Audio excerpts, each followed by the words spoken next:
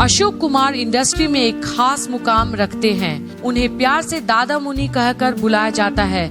अशोक कुमार बड़े शालीन स्वभाव के थे और अपने सीनियर की बहुत इज्जत करते थे।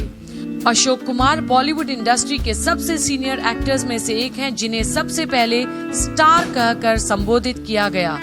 वे एक नेचुरल एक्टर, इंडियन सिनेमा के ट्रेंड सेटर एक्टर्स में से एक, multi talented, painter, classical singer, physician और ना जाने क्या क्या। व्यक्तित्व में शालीन, हंसमुख, मस्त मिजाजी और आज्ञाकारी। शालीन इसलिए कि हमेशा लहजे में एक विनम्र भाव रखा। हंसमुख इसलिए कि कभी गुस्सा नहीं किया। मस्त मिजाजी इसलिए कि हमेशा मुस्कुराते रहते और दूसरों की मुस्कुराहट की वजह बने। आज्ञाकारी इसलिए कि अपने सीनियर और बॉम्बे टॉकीज के संस्थापक हिमांशु राय द्वारा दी गई एक सलाह को न सिर्फ माना बल्कि ताउम्र निभाया भी।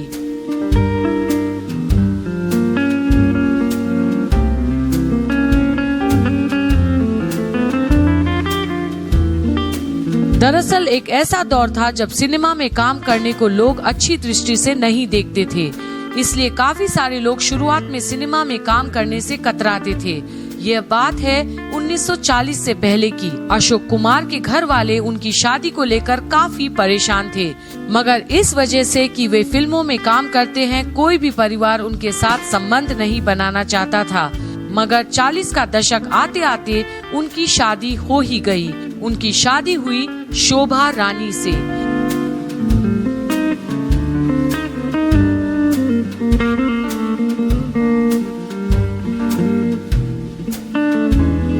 ये वो दौर था जब अशोक कुमार ने खुद को इंडस्ट्री में स्थापित कर लिया था और धीरे धीरे स्टारडम की तरफ बढ़ रहे थे। इसी दौरान उनके करीबी और सीनियर हिमांशु रॉय, जो बॉम्बे टॉकीज के संस्थापक थे, उन्हें एक सलाह दी। हिमांशु ने कहा कि अशोक, तुम अब बड़े स्टार बन चुके हो और अब तुम्हारे पीछे लड़कियां पड़ेंगी। वे तुमसे घुलना मिलना चाहेंगी। तुम्हारी शादी हो चुकी है, इसलिए ये जरूरी है कि तुम अपने काम के साथ साथ अपने परिवार पर भी ध्यान दो। हिमांशु ने ये कहा कि तुम हर शाम 6:30 बजे तक शूटिंग का काम निपटाकर अपने घर वापस चले जाया करो। अपनी पत्नी को वक्त दो और परिवार का ख्याल रखो।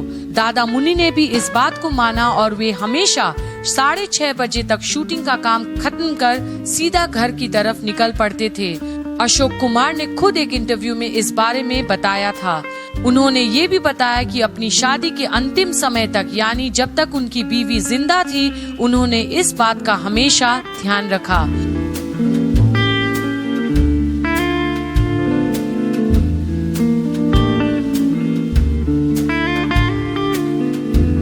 फिल्मों की बात करें तो अशोक कुमार ने 7 दशकों तक फिल्मों में काम किया।